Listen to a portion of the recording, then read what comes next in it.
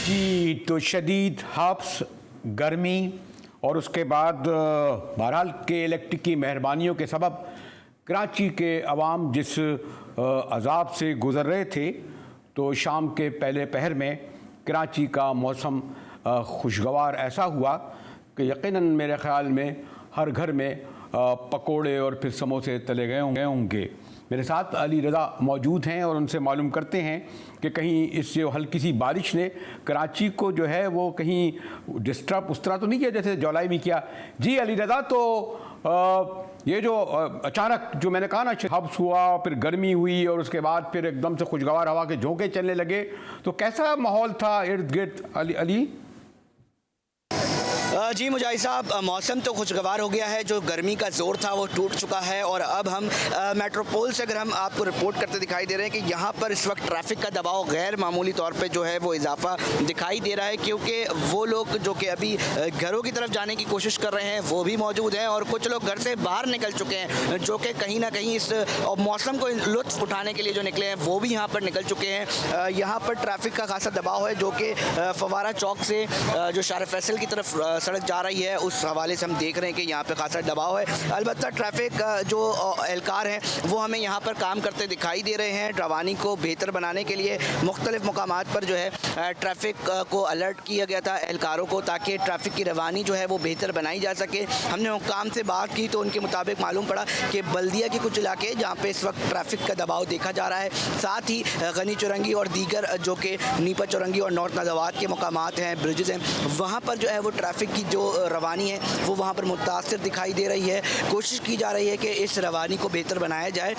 काफ़ी जो गैर मामूली इजाफा है वो हम देख रहे हैं। इस वक्त भी काफ़ी तादाद में जो ट्रैफिक है वो मुख्तलिफ मकामात से होता हुआ आ रहा है। इस तरफ मेन अहम शार फैसल है जहाँ पर अमूमी तौर पर भी रश दिखाई देता है, मगर अभी हम ये देख रहे हैं कि गैर मामूली इजाफा जो है इसके अंदर देखा गया है। और ओवरऑल अगर हम बात करें सिचुएशन की तो बेहतर रही, गर्द आलूद हवाएँ चलती रहीं, कहीं बारिश हल्की रही, कहीं तेज़ रही, कहीं बूंदाबांदी जो है वो हुई, मगर ओवरऑल अगर हम बात करें तो मौसम और जिस शिद्दत का एहलियान कराची जो है वो सामना कर रहे थे उसका जोर टूट गया है, जिस पर जो है वो शुक्रगुजार दिखाई दे रहे हैं परवरदिगार और बेहतर और लुत्फ़ उठा रहे हैं इस मौसम का। और यही दुआ कर रहे हैं कि ये मौसम जो अभी है खुदा के लिए यही जो मौसम है वो आगे भी रहे। जी शुक्रिया अली हसन। मेरा तो ख्याल था कि इसके बाद जो आप अभी दे रहे थे थोड़ी देर पहले, जो आपने मौसम का अहवाल हमें देखा और सुनाया और खुदा कैमरे की आँख भी दिखा रही थी, इसके बाद अच्छी अच्छी बातें करती है। ट्रैफिक के हजूम वगैरह, कुछ पकोड़े, कुछ जलेबियाँ जिस तरह हमने मंगाई थी उसी तरह इसको इंजॉय करते। और जनाब, जैसे मैंने कहा कि कराची का मौसम तो अपनी जगह, लेकिन कोरोना ने कराची शहर की जानिब बड़ा तेज़ी से रुख किया है। वो जो रमज़ान के ज़माने में 200 थे, फिर कम हुए, लेकिन अब कहा जा रहा है कि जो लॉकडाउन खुला उससे तकरीबन 24% केसों में इजाफा हुआ है। हमारे साथ हैं डॉक्टर सीमी जमाली, जिना अस्पताल में होते हुए, यानी जो एक सरकारी अस्पताल में जाता है, डॉक्टर साहिबा सीमी जमाली, जिन्होंने बड़ी अच्छी तरीके काम किया। लेकिन देखिए थोड़ी देर पहले हमारे डॉक्टर फैसल सुल्तान जो है लॉकडाउन के हवाले से और वैक्सीन के हवाले से और जो बड़ी बाकायदगी से वहाँ के वो ब्रीफिंग देते हैं और बहुत नपीतुली बात करते हैं। पहले डॉक्टर फैसल सुल्तान, उसके बाद डॉक्टर सीमी से गुफ्तगू करेंगे। वैक्सीनेशन का अमल जारी है और मैं फिर से सबको इनकरेज करता हूं, सबको दावत देता हूं कि जैसे जैसे आपकी बारी आती है जाके अपनी वैक्सीनेशन ज़रूर लगवाइए। 16 मई को 30 साल से ज़्यादा की उम्र के लोगों की भी रजिस्ट्रेशन शुरू हो गई। जो 30 से 40 साल की रेंज में हैं वो अपने आप को रजिस्टर करवा सकते हैं। उनकी वैक्सीनेशन का अमल कुछ अरसे बाद शुरू होगा। डॉक्टर फैसल सुल्तान कह रहे थे कि 30 साल के बाद, क्योंकि अभी तक बदकिस्मती से पाकिस्तान में शायद 2% लोगों के भी वैक्सीन लगी नहीं हो। हमारे साथ डॉक्टर सीमी जमाली हैं। डॉक्टर साहब शुक्रिया, मुझे इल्म है कि आप बड़ी मसरूफ़ होती हैं। ये जो लॉकडाउन खुला ख़ास तौर पर ईद के दिनों में बंद रहा और उसके बाद काफ़ी हमने अच्छे रिजल्ट देखे, लेकिन जैसे ही लॉकडाउन ईद के बाद खुला है तेज़ी से इजाफा हुआ है। बहरहाल मुझे इल्म है कि आप सरकारी अस्पताल में हैं, गवर्नमेंट सिंध से ताल्लुक़ है, लेकिन आप समझती हैं कुछ जल्दबाजी हुई कुछ बयानबाजियों में भी डॉक्टर साहिबा? तो कई मरतबा ये कहा है कि एक दफा जब लॉकडाउन किया था तो अच्छी तरह ही करते थे, 2 हफ्ते के लिए अगर स्ट्रेच अगर लॉकडाउन रहता तो डेफिनेटली हालात बहुत बेहतर होते। ये टेम्परेरीली 2 दिन के लिए और 4 दिन के लिए लॉकडाउन हुआ और उसके बाद फिर वापस से लोग उसी तरह निकल आए और शॉपिंग ऐसी हुई कि ऐसे लगता था कि आइंदा कल नहीं होगी जिसमें शॉपिंग होती रही। और लोग जितना भी गवर्नमेंट ने कहा, चाहे वो फेडरल गवर्नमेंट हो चाहे स्टेट गवर्नमेंट हो, हर एक ने एक बात को एम्फसाइज किया कि जी आप रिस्ट्रिक्शंस जो हैं उन पर अमल करें, SOPs पर अमल करें, लेकिन ऐसा अनफॉर्चुनेटली हुआ नहीं और उसका रिजल्ट हमने फौरन ही देख लिया। ये एक टेम्पररी फेज था जिसमें कुछ लोग घरों से नहीं निकले तो पता नहीं चल रहा था, टेस्टिंग जरा कम हो गई इन 3-4 दिनों में। तो और हर एक ने वही किया। अगर पहले जिस तरह गवर्नमेंट कह रही थी कि आप इंटर प्रोविंशियल जो लॉकडाउन कर दें और ट्रांसपोर्टेशन को बंद कर दें, तो आई एम श्योर कि इसका बहुत फायदा होता। और अब ये एक शहर से दूसरे शहर में लोग ट्रैवल करे चले जाते हैं and they are bringing the virus from one city to another. तो ये बातें जो है आई थिंक सोचने की जरूरत है इसमें थोड़ा सा। और अगर SOPs को हम अभी भी फॉलो करें, अभी कुछ नहीं किया, अभी भी फॉलो कर लें तो हमारा पड़ोसी मुल्क से ऐसा हाल नहीं होगा। और नंबर 2 ये कि वैक्सीनेशन कराएं, जितना वैक्सीनेट करेंगे। लेकिन डॉक्टर साहब ये तो खैर है कि जो मैं खुद भी गया, वैक्सीन सेंटर हमारे यहाँ बड़े मिसाली हैं, जो हम कहते हैं बाहर की तरह के, और ख़ासतौर पर जो सरकारी अस्पतालों का जो एक आम तौर पर उस पर तोहमत लगती थी कि जनाब वहाँ तो गंदगी के ढेर होंगे, सफाई नहीं होगी और देखा जाएगा कोई अफसर वजीर मुशीर के पहले लगा। लेकिन बड़े अच्छे इंतजाम थे, खुद मैंने जिन अस्पताल में भी आके देखा। लेकिन डॉक्टर साहब अभी तक शायद मैं यही कह रहा था कि 1 या 2% लोगों ने भी शायद नहीं लगाया हो। 30 साल की उम्र के जब लगेंगे तो फिर शायद तेज़ी भी आए, वसी भी हो। तो अब ये कितना अर्सा लगेगा कि हम उन लोगों तक पहुंच जाएं कि जब वाकई इसका जो मैंने कहा ना कि डिस्टेंस है, मास्क है, इसके बावजूद फैल रहा है।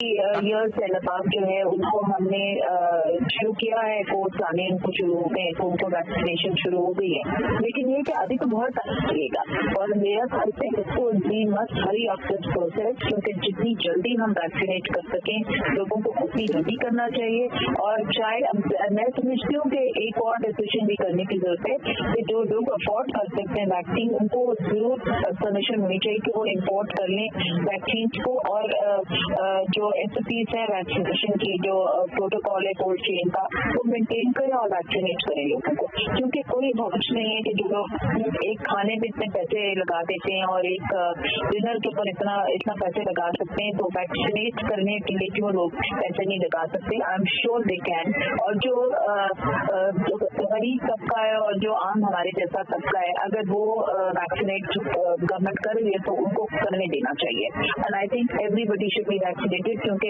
जितनी जल्दी ये काम होगा उतना ही अच्छा होगा। और इसमें भी एक बात हो गई है कि ये कबाहत के ये वैक्सीन लगानी और वो वैक्सीन नहीं लगानी, ऐसी कोई बात नहीं है।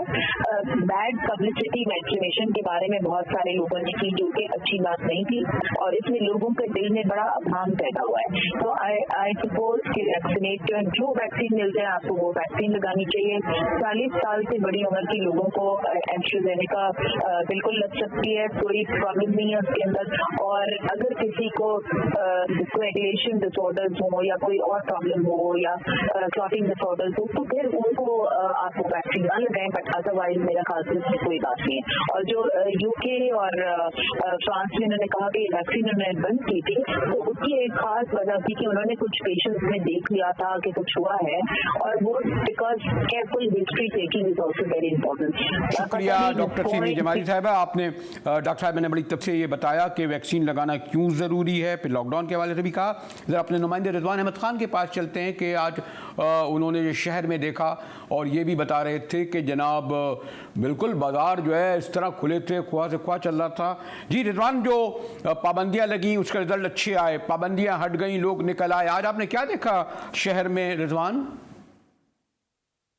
जी मुजाहिद साहब बहुत शुक्रिया। कराची में कोरोना केसेस जो हैं वो एक दफ़ा दोबारा सर उठाने लगे हैं। कराची के मुख्तलिफ इलाकों से अब नए जो केसेस हैं वो रिपोर्ट हो रहे हैं। सिंध हुकूमत की जानिब से रमज़ान में कोरोना SOPs दी गई थी जिसपे बिल्कुल अमल दरामद नहीं हुआ, जिसके बायस मुख्तलिफ मार्केटें जो हैं वो ज़िले इंतज़ामिया की जानिब से सील की गई थी। अब अगर बात की जाए तो ईद से 8 दिन पहले तमाम जो मार्केटें हैं उन्हें बंद कर दिया गया था और 8 दिन बाद कल पहला रोज़ था, मार्केटें खुली थी, आज दूसरा रोज़ है। लेकिन देखा यह जा रहा है कि जैसे रमज़ान में SOPs पर अमल दरामद नहीं किया गया, कोरोना SOPs जो हुकूमत की जानिब से जारी की गई थी उस पर ना तो दुकानदार ने अमल किया और ना ही जो शहरी थे वो अमल कर रहे थे।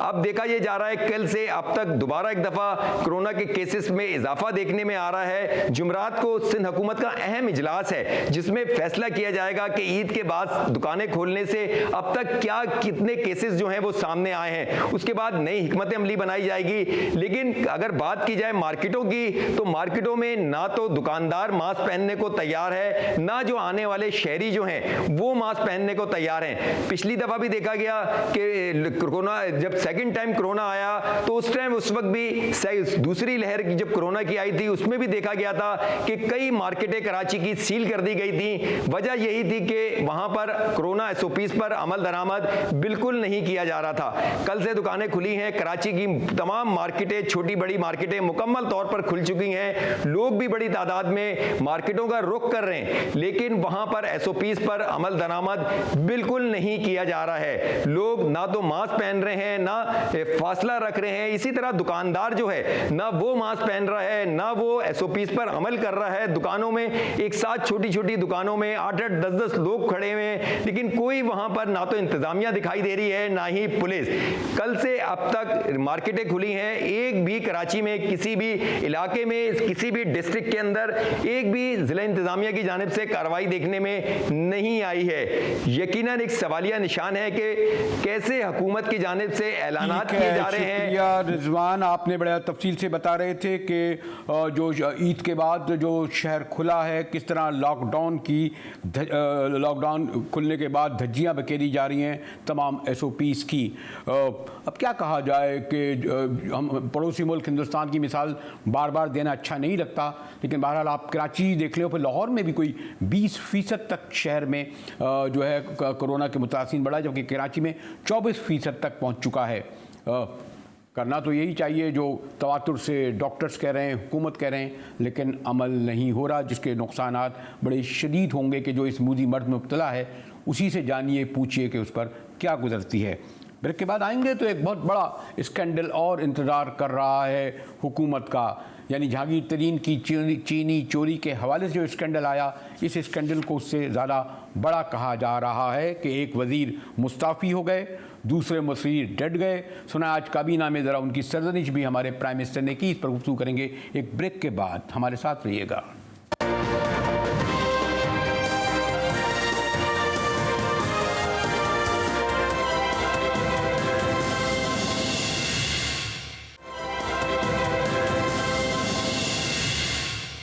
जो इब्तदाई रिपोर्ट आई है उसके मुताबिक ये अलाइनमेंट तब्दील की गई। इस अलाइनमेंट का मकसद कुछ लोगों को फ़ायदा पहुंचाना था और इस अलाइनमेंट का मकसद ये था कि 29 किलोमीटर नई सड़क इसमें ऐड कर दी जाए ताकि बाज़ जो हाउसिंग सोसाइटीज़ हैं उनको बरह रास्त फ़ायदा जो है वो पहुँचाया जा सके।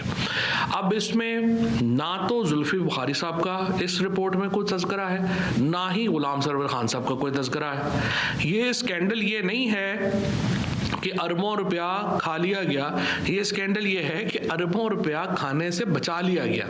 हमारे कोई मशीर या वज़ीर इसमें शामिल नहीं है और इब्तदाई तहकीकात में किसी किस्म का उनका जो नाम है वो नहीं आता। जुल्फ़ी बुखारी साहब ने जो रिज़ाइन किया है वो as a moral high ground. जी हाँ, तो हुकूमती तर्जुमान यानी हमारे फवाद चौधरी साहब को वही कुछ कहना था जो ये कह रहे थे कि जुल्फ़ी बुखारी मॉरली मुस्ताफ़ी हुए हैं, जबकि उन दोनों का नाम इसमें मौजूद नहीं है। केस नैप ने दायर किया है जिसका दावा है जनाब 471 अरब रुपए उसने अब तक वसूल किए हैं 3 साल में। PTI की हुकूमत भी ख़ास तौर पर अपोजिशन को इस हवाले से निशाना बना रही है, लेकिन हम ये देख रहे हैं कि खुद हुकूमती सफ़ों में ख़ास तौर पर अभी जहांगीर तरीन के चीनी चोरी केस की बाज़गश्त सुनाई दे रही थी कि अब ये रावलपिंडी रिंग रोड आ गया। आदिल हुसैन हमारे साथ हैं। जी आदिल, आप तो बड़ा तफसील से कवर करते रहे हैं नैब के। फवाद चौधरी साहब आज वजाहत पेश कर रहे थे, उनके साथ गुलाम सरवर साहब भी बैठे थे। बल्कि मैंने सुना है कि जी काबीना के इजलास में खबर आई कि बड़ी सरजनिश उनकी की गई कि वो क्यों उन्होंने इस हवाले से कोई गुफ्तगू की। तो इस पूरा पस मंज़र क्या है ये रावलपिंडी रिंग रोड स्कैंडल का, कितना बड़ा है आदिल? जी बिल्कुल मुजाहिद साहब, ये पब्लिक प्राइवेट पार्टनरशिप के तहत जो है एक रिंग रोड बनना था रावलपिंडी में।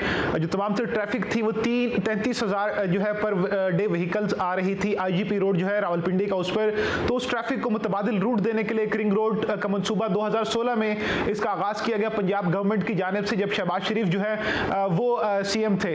तो लिहाजा जो रवात है उसका जो रेडियो पाकिस्तान का जो वहाँ पर ऑफिस है, वहाँ से लेकर ये तमाम तर जो रूट था वो मोटरवे तक जा रहा था। 36 किलोमीटर का ये रूट था। जबकि जब जो PTI की गवर्नमेंट आई, जब CM जो है उस्मान बुज़दार आए, उसके बाद जो है इस मामले को दोबारा टेकअप किया गया। तब तक इसकी तमाम तरह जो फेजिबिलिटी थी वो तैयार की गई थी। इसमें जो नेस्ट पार्क की कंपनी है, RDA है, इसके साथ ही जो दीगर कंपनी है KPMG, लिहाजा ये पब्लिक और प्राइवेट कंपनीज थी, गवर्नमेंट की और प्राइवेट कंपनीज थी, जिन्होंने मिलकर इस मंसूबे को तैयार करना था। इसका फिजिबिलिटी प्लान जो है वो बनाया गया, इसका तमाम तरह जो डिज़ाइन था वो तैयार किया गया, जिसको बकायदा तौर पर एशिया इन्वेस्टमेंट बैंक की जानिब से मंजूर भी जो है उन्होंने इसको अप्रूव भी किया, तमाम से जिसका डिज़ाइन था। उसके बाद जब PTI की गवर्नमेंट आई तो इस मंसूबे को जो है 36 किलोमीटर से मुजाहिद साहब बढ़ाकर 65.3 किलोमीटर तक एक्सटेंड कर दिया जाता है, जिसके पीछे जो है बहुत सारे जो है वजूहात बताई जाती हैं कि जो 12 हाउसिंग सोसाइटीज़ हैं जो कि तमाम तरह रिंग रोड के जो जब इसे एक्सटेंड किया गया उसमें आ रही हैं। उस 12 हाउसिंग सोसाइटीज़ में नोवा हाउसिंग सोसाइटी सर फहरिस्त है, इसके साथ ही ब्लू वर्ल्ड हाउसिंग सोसाइटी है, मक्का हाउसिंग सोसाइटी है, टॉप सिटी है। इनके जो रेट्स थे मुजाहिद साहब, ये कुछ ही हज़ारों में जो है यहाँ पर मरले मिलते थे, 50,000 तक मरला मिल जाता था।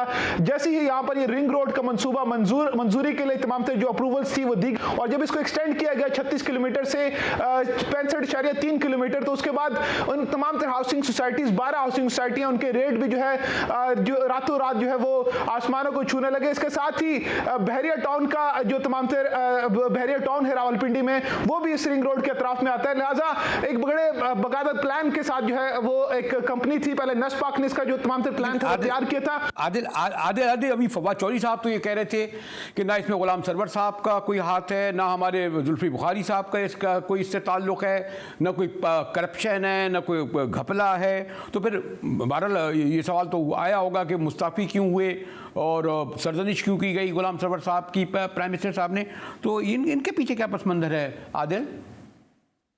मुजाहिद साहब, बिल्कुल PTI का एक बड़ा खास और बड़ा वसी ताल्लुक है। इसमें जो नोवा हाउसिंग सोसाइटी है उसमें गुलाम सरवर खान के जो बेटे हैं उनके शेयर्स हैं। इसके साथ ही जो संजानी का जो एरिया है यहाँ पर जिसमें इस रिंग रोड को गुजारा जा रहा है, उस संजानी के एरिया में तौकीर शाह हैं जो कि साबिक प्रिंसिपल सेक्रेटरी हैं, CM पंजाब शहबाज शरीफ के रह चुके हैं। वो जुल्फी बुखारी के ननियाल के से जो है उनका रिश्ते का ताल्लुक भी जो है वो बनता है। लिहाजा ये तमाम तर जो एरिया था, ये पहले जब 36 किलोमीटर का रिंग रोड बना रहे थे रावलपिंडी का, तब ये एरिया जो है उसमें नहीं आ रहा था। जब इसको एक्सटेंड किया गया 36 से 65.3 किलोमीटर, तब जो है संज्ञानी में जो तौकीर शाह का जो तमाम तर प्रॉपर्टी थी उस रोड पर, उसको भी जो है इसमें मिलाया गया। इसके साथ ही गुलाम सरवर खान के बेटे के जो शेयर्स हैं नोवा हाउसिंग सोसाइटी में, उस हाउसिंग सोसाइटी को भी जो है इसमें ऑक्युपाई किया गया। मुजाहिद साहब, इसमें जो जुल्फी बुखारी के जो इसमें किरदार है कि उनके जो ननियाल से रिश्तेदार है तौकीर शाह, उनकी जमीन है और उसके साथ ही उनकी अपनी भी संज्ञानी के मकार पर उनकी अपनी भी जो है तमाम तर प्रॉपर्टीज हैं, जिनके रेट्स जो है वो रातों रात जो है वो बढ़ चुके थे। लिहाजा तमाम तर ये बताया जा रहा था कि जो 65 किलोमीटर ये एक्सटेंड की गई तो उसमें बड़े असर और रसूख जो है इस्तेमाल किए गए। लेकिन आदिल, ये तो जैसे मैंने कहा कि वो तो खैर आप तो रिश्तेदारों का बता रहे हैं, वो कहेंगे जी रिश्तेदार मुलव्विस से हमारा क्या ताल्लुक, हम तो बराबर मुलव्विस नहीं है। लेकिन बहरहाल ये भी एक सवाल तो उठ रहा है ना कि जो आपने नैब से यकीन मालूम किया होगा और आप क्योंकि उसको तवाज़ुर से कवर भी करते रहे हैं कि जो बेशतर केसेस नून लीग के ख़िलाफ़ होते हैं करप्शन के, उसमें वो पकड़े भी जाते हैं। सलाहें तो खैर कहाँ मिलती हैं, कोर्टों से चलती रहती हैं। लेकिन हमारे जहांगीर तरीन के ख़िलाफ़ कितना बड़ा स्कैंडल, बाकायदा महाजराई हो रही है, वो तो नहीं पकड़े गए, ज़मानत पे रहा। तो ये जो दिन के दो के आप नाम ले रहे हैं, उनके इशारों के ले जा रहे हैं, क्या इनकी गिरफ्तारियां होंगी? ये मतलब यही समझा जाएगा ना कि विक्टिमाइज़ किया जाता है, नैब जो है हुकूमत का करती है। आदिल, मुजाहिद साहब, बिल्कुल एक इंक्वायरी जो है वो नैब में ओपन कर दी गई है, जिसमें जो डीजी नैब रावलपिंडी हैं इरफान नईम मंगी, वो खुद इस इंक्वायरी की तमाम तर जो सदारत करेंगे। कंबाइंड इन्वेस्टिगेशन टीम नैब में बनाई गई है, जिसमें तमाम तर इन वज़रा को और जो एक्स डिप्टी कमिश्नर और कमिश्नर्स वगैरह जो हैं, मोहम्मद महमूद जिन पर बड़ा इल्जामात लगाए जा रहे हैं, इसके साथ ही जो वसीम अली ताबिश हैं जो कि लैंड एक्विजिशन डिपार्टमेंट के हैं, उन पर भी जो है इल्जाम लगाया गया। इन तमाम को जो है नैब तलब करेगी, इनके बयानात रिकॉर्ड किए जाएंगे। आदिल हुसैन का तो यही कहना है कि फवाद चौधरी साहब जो के बयान या प्रेस कॉन्फ्रेंस के जो मौक़िफ़ इख्तियार कर रहे थे कि जुल्फ़ी बुखारी और ग़ुलाम सरवर के हमारे जो मोहतरम वज़ीर हैं उनके करीबी रिश्तेदारों के लिए इस रिंग रोड को वसी किया गया, फिर उस तरीके से हाउसिंग सोसाइटियाँ बनाई गई, उनकी कीमतों में इजाफा हुआ। कोई 22 अरब का कोई कह रहा है, अंदाज़ा लगा रहा है, लेकिन बहुत बड़ा स्कैंडल है जो PTI की हुकूमत को अब फेस करना पड़ेगा। पंजाब में बुज़दार साहब को, इमरान खान को इस्लामाबाद में, कि उनके करीबी साथी हैं, तो जहांगीर तरीन के बाद एक और बड़ा स्कैंडल हुकूमत के ख़िलाफ़। एक तरफ कोरोना, दूसरी तरफ ये स्कैंडल। बहरहाल हुकूमत 3 साल तो निकाल ही ले गई है ना, और PDM का वैसे ही शिराला बिखर चुका है।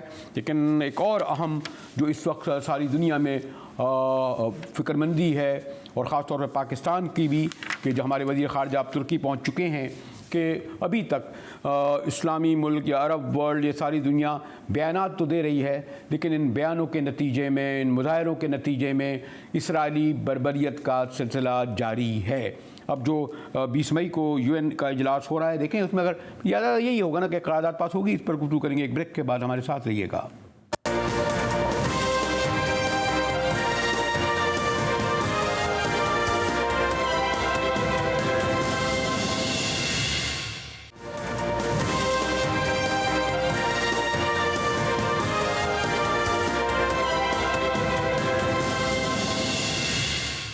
जिस बड़े पैमाने पर एक बार फिर इसराइली बर्बरियत जो है फ़लस्तीन और ख़ास तौर पर गज़ा में देखने आ रही है, हस्ब रवायत वही हमारे आलम इस्लाम और अरब वर्ल्ड के सिर्फ बयानात, मज़म्मतें और ज़्यादा से ज़्यादा जलसा। ख़ुद पाकिस्तान में भी जनाब हमें यौम स्याह मनाने को कहा जा रहा है जुमे को। अब हुकूमतें भी कहीं यौम स्याह मनाती हैं, उन्हें तो अमलन जो है, और ख़ास तौर पर पाकिस्तान जो कश्मीर कौज़ और तमाम कौमी आज़ादी की तहरीकों में लड़ता है, उसके लिए चाहिए था कि ज़्यादा बढ़कर काम करता। हमारे वज़ीर ख़ारजा शाह महमूद कुरैशी तुर्की पहुँच चुके हैं, और 20 मई के जो इजलास UN का हो रहा है उस पर तवक्को की जा रही है कि कुछ पाबंदियाँ लगाने की बात भी होगी। लेकिन ये बात भी अपनी जगह है कि आलम इस्लाम यानी OIC देख लें या अरब लीग देख लें या अरब वर्ल्ड देख लें, एक पेज पर नज़र नहीं आते। इस्लामाबाद में हमारे ब्यूरो चीफ मतीन हैदर मौजूद हैं। मतीन, शुक्रिया। ये बताइएगा मतीन के जो हम जो देख रहे हैं कि शायद जो रद्दअमल होना चाहिए था, जिस बड़े पैमाने पर बर्बरियत है, उसका सबब तो ये नहीं कि हालिया महीनों में बहरहाल UAE ने तस्लीम किया, बहरीन ने तस्लीम किया, एक हद तक सऊदी अरब भी सॉफ्टी लगता है, फिर तुर्की के भी ताल्लुकात हैं और अपना कतर के भी, तो इसलिए शायद उस रद्दअमल का इजहार नहीं हो रहा जो होना चाहिए था। मतीन जी शुक्रिया बरेलवी साहब। देखिए, लेकिन ऐसी बात नहीं है। आपके मैं उस सवाल के पहले हिस्से का भी जवाब दूंगा, लेकिन आखिरी हिस्से का पहले आप सिर्फ ये देख लें कि कतर के भी ताल्लुकात थे, लेकिन कतर ने सबसे पहले फ्रंट पे आके सबसे पहले एक्शन लेते हुए, कार्रवाई करते हुए as a solidarity with Palestinian, जो इजराइल के सफ़ीर हैं उनको फौरी तौर पे एक्सपेल किया, और उसके साथ साथ फ़लस्तीन के लिए एक सब्सटेंशियल फाइनेंशियल असिस्टेंस का ऐलान किया।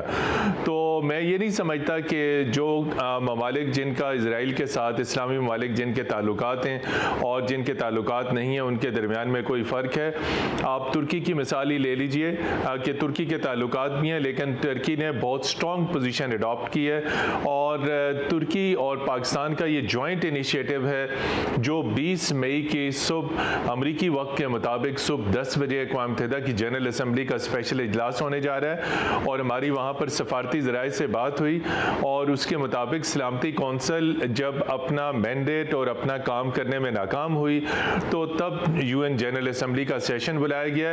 ये 1.5 साल के वक्फे के बाद पहला UN जनरल असम्बली का सेशन होगा जो फिज़िकल होगा, जिसमें पूरी एक्सक्लूसिव डिबेट होगी गज़ा क्राइसिस के ऊपर, और OIC के जो सुफरा हैं और जो उनके फॉरेन मिनिस्टर्स हैं OIC के रुकन ममालिक के, पहली मरतबा मरतबा इस्लामी दुनिया के वज़राए ख़ारजा UN जनरल असम्बली में गज़ा और फ़लस्तीन के बहरान के ऊपर बात करेंगे। और सबसे अहम बात यह जो आपके प्रोग्राम के तवस्सुत से बताऊं कि एक इंतहाई अहम करारदाद लाई जा रही है। देखिए, UN जनरल असम्बली का इजलास हम नज़रअंदाज नहीं कर सकते, चूँकि सिक्योरिटी काउंसिल जो है वो उसमें से जो रेजोल्यूशन आनी थी वो नहीं आ सकी, जो स्टेटमेंट था वो नहीं आ सका। और जो UN के ज़राए वो कहते हैं कि UN जनरल असम्बली की करारदाद और डिबेट का बड़ा गहरा असर होगा इसके ऊपर। मतीन, मैं यकीनन आपसे कन्फर्ट इसलिए नहीं करूँगा कि आपका खारजा उमूर पर इस्लामाबाद में बैठे हैं, बड़ी गहरी नज़र है, बड़ी गहराई से देखते हैं आप। लेकिन UN के इजलास भी हमने देखे, सलामती कौंसिल के इजलास भी देखे, OIC के इजलास भी देखे। ये जो बेशतर हमारे मुल्क, ख़ासतौर पर इस्लामी मुल्क, इराक़ किस तरह तबाह होता रहा, शाम में किस तरह तबाही बर्बादी आई, कश्मीरियों को आप देख लीजिए, फिर ये कुछ भी हो रहा है। और फिर ठीक है, इजलास ज़रूर होता है, लेकिन जो अमेरिका का इन्फ्लुएंस है इन मुल्कों पे, जो उनके माशी या माली मुफादात इतने गहरे हैं कि ये इसराइल पे बराह रास्त जो है कोई ऐसा कदम नहीं उठाते जिनके बर्बरियत रुखे हो। एक तो खैर उनका मौजूदगी नाजायज़ है और वो जस्टिफाई भी अब खुद इस्लाम मुस्लिम वर्ल्ड कर रहा है, वैसे तो पहले भी करता था। मेरा सवाल ये कि 20 मई यानी आप देखिए ना कि 15 दिन तो गुजर चुके हैं ना, शहादतें कितनी हो गई हैं, बच्चों की हो गई हैं, इमारतें ढह रही हैं, आप खुद देख रहे होंगे मतीन। तो ठीक है, 20 मई का इजलास का भी इंतजार कर लेते हैं, लेकिन देखना ये है कि क्या सख्त पाबंदियाँ लगेंगी, ताल्लुकात तोड़ेंगे माली, ख़ासतौर पर माशी इसराइल से वेस्टर्न कंट्रीज। जी देखिए, वो अमेरिकन मुदाखलत कर सकते हैं सलामती कौंसिल के अंदर, जो डिसीजन मेकिंग बॉडी है, वहाँ पे रेजोल्यूशन को वीटो कर सकते हैं, जॉइंट स्टेटमेंट को वीटो कर सकते हैं। लेकिन UN जनरल असम्बली में ऐसे नहीं। आपने ट्रंप के दौर में देखा कि उस वक्त भी एक करारदाद अमेरिका ने भरपूर उस वक्त कोशिश की, लेकिन उनकी तमाम तर कोशिशों के बावजूद जो है वो करारदाद UN जनरल असम्बली ने अडॉप्ट की। तो UN जनरल असम्बली के ऊपर अमेरिका का असर और रसूख कम होता है। UN जनरल असम्बली से जो करारदाद पास होगी उसका यकीनी तौर पे असर होगा। और ये आपकी बात बिल्कुल सही है कि जिस तरीके से अमेरिका इजराइल को सपोर्ट कर रहा है, जिस तरीके से वहाँ पर इंसानी हुकूक की जो इस वक्त शदीद तरीन खिलाफ वर्जियाँ, सिविल आबादी को जो निशाना बनाया जा रहा है उससे उसके ऊपर कवर कर रहा है यूनाइटेड स्टेट्स। लेकिन आखिर वाइट हाउस स्पोक्समैन को बोलना पड़ा उस वक्त जब एसोसिएटेड प्रेस ऑफ अमेरिका के ऑफिस पर अटैक हुआ। उस वक्त उन्होंने इजराइल से मुतालबा किया कि सहाफ़ियों को तहफ़्फ़ुज़ फराहम किया जाए और उनको प्रोटेक्शन की जाए और उन्हें निशाना न बनाया जाए। शुक्रिया मतीन हैदर, जिस तरह आप पुरुमीद हैं। चलें 20 मई को भी देख लेते हैं और इसी के साथ हमारे प्रोग्राम का अख्ताम पहुंचता है। कल इसी वक्त फिर मुजाहिद बरेलवी आपके सामने लाइव विद मुजाहिद में हाजिर होगा।